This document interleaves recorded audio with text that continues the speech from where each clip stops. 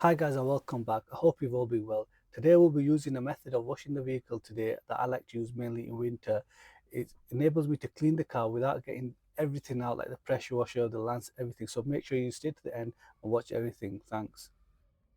As you can see, the car is absolutely filthy, and in winter time we're just going to get this road muck, dirt, grime, and if you leave it too long it just builds up and gets so dirty. So what I like to use this method, I like to do at least once a week or so, just to make sure I'm staying on top of the car and keeping it clean. And guys, if you're not subscribed to the channel already, please do so, and if you find this video useful, please do give it a like.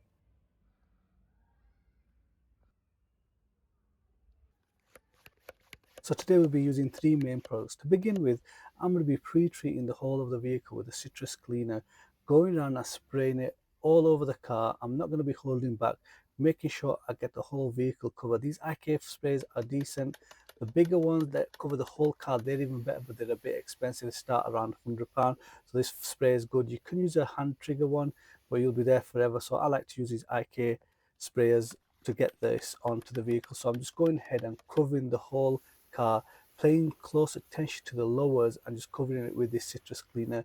You can use a snow foam if you want, but I want to use a citrus cleaner because I feel like it just gets this type of dirt, it attacks it better.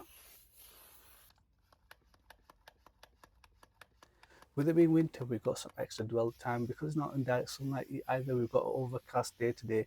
I'm not too concerned, but still, we don't want to leave the citrus cleaner on the panel and dry. So we're going to give it a bit of dwell time and then come in with the garden hose and start rinsing it off and just working in a methodical way and just rinsing it off, getting the whole car rinsed off. And then we're going to see what we've got actually to work. And we'll be surprised actually the citrus wash has actually got rid of a lot of dirt, so that's a good thing there. Now then we can move on to the next stage.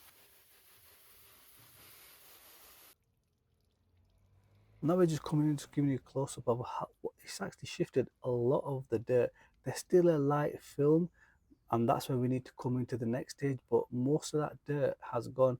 So this is a way of showing that you really should use a pre-wash, whatever it may be. But I feel like I mentioned before, citrus does kind of get rid of that dirt grime that we usually get in winter time. Now to do the contact method, I'm be using a rinseless wash by O&R. A lot of people have this misconception that you're going to use it straight onto the panel, but no, you can still do a pre-wash as we have done already. So we're going to dilute it 256 to 1 in the bucket, give it a rinse, and then we're going to go out and use this onto the vehicle as a contact wash. And I'm using this wash pad by the Rag Company, dedicated for using with a rinseless wash. And as I already diluted it into the bucket, I'm just filling up with the IK sprayer again with some listless wash, and I'll be pre-treating the panel before I go ahead and use it with the contact method. So what I'm doing is breaking down this car. The roof is one part, then the windows and this section going to the quarter panel, this top section is another part, this bonnet and the rear the boot lid is another section, and then this top half of the door section will be one section, and then the bottom section is where the most of the dirt is, and this will be last. So I'm working in a methodical way, going around and cleaning in a section. So I'm starting at the top where there's less dirt and working myself way around, so I'm going around the vehicle in that method. And also when I'm pre-treating it at the moment, rinsing it, then coming with the wash uh, pad and just squeezing it out so it's just dripping a little bit, and then working across the panel, and I'm working in a methodical way. I'm just covering it, letting it just glide over, picking up the dirt, and then I'm inspecting it, and then I'm flipping it over onto the other side to go on to the other side of the roof. And I'll be using this method all along. So I'll be working at a panel. If there's any dirt, flip it over, and then before I go and dunk it back into the bucket, I'm going to rinse it out with the hose, making sure there's no dirt in there, and then moving and dipping again into the bucket, picking up more O&R and moving on to the next panel of the vehicle.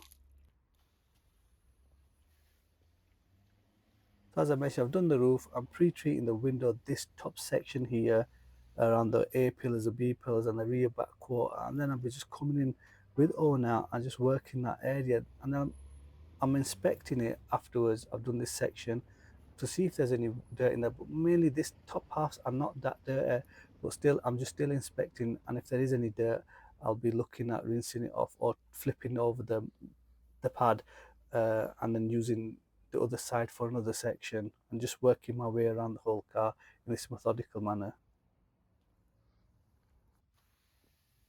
So I've done the top bits. Now we're working on the bonnet, and I'll be doing the boot again, pre-treating and then coming in with the contact method. I found that this method works because you're doing the least dirty parts first, and then when we come onto the dirty bits, we can be looking at and inspecting the pad, and it's just like doing a wash as normal I would. We're just using O&R and this wash pad.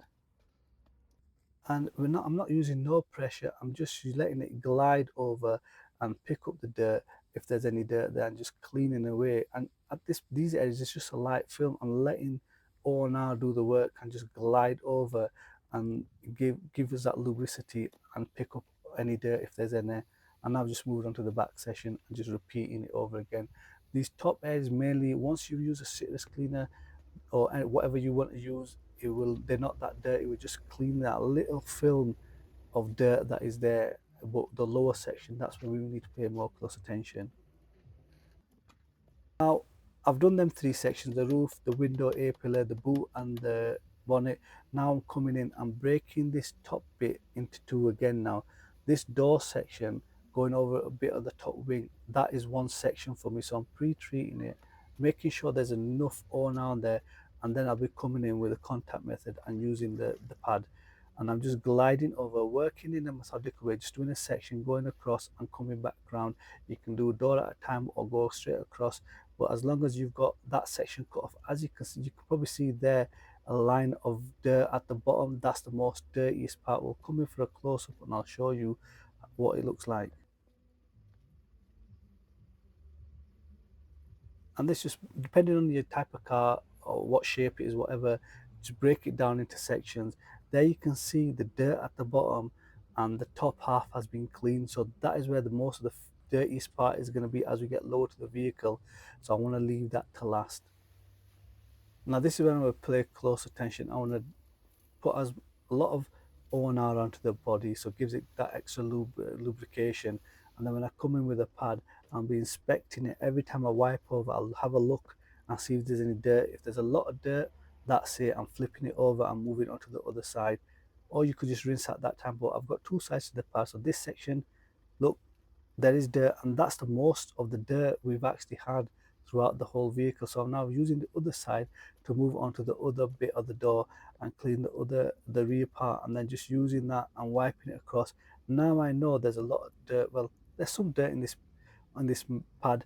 I'm going to be rinsing it out before dunking it into the bucket again and going onto the other side of the vehicle. Just make sure, just rinse it out and squeeze it and make sure there's no dirt there.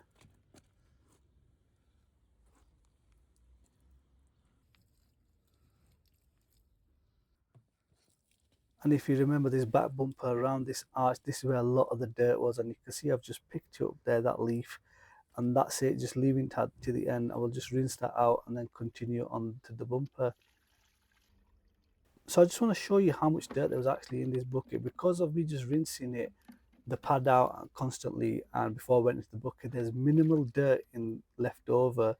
I'll just pull out the grit guard and you can see how much dirt there is, just minimal. There's nothing, hardly anything there.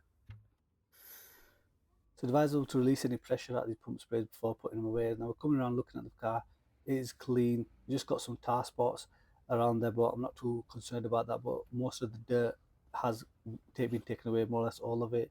There are some aspects around the bumpers, around where the plastic trim is. I didn't get right inside there. That's what you really need a pressure washer to blast out the arches. But other than that, coming around for a walk around and inspecting what, if there's any dirt left around or what it's like, it's really good. I'm really happy with the results that turned out. I was a bit skeptical about O&R before, but when we had the hosepipe ban, I think last year, I had some on the shelf. I thought I'd give it a try, and it's quite impressive. It's something I'm making a use for times like this. I've got this all done within half an hour, and it saved me a lot of time. So yeah, I'm really happy with the results. Right, guys, just before we finish off, I could walk away and leave the car as it is, but with it being a rinseless wash, you don't need to rinse it afterwards. I'm going to use a spray wax sealant by Turtle Wax. You can use a drying aid or whatever you want. This can be applied to a wet or dry panel. So just spend 10-15 minutes going around the car and applying this, and hopefully it'll give that little bit of shine and a bit of gloss to the car and make it stand out that little bit better. Right guys, I hope you found this video useful, and hopefully you guys get to try out a rinseless wash and this method that I've used. And as ever, thank you very much for watching, and I will hopefully see you next time. Take care. Bye bye.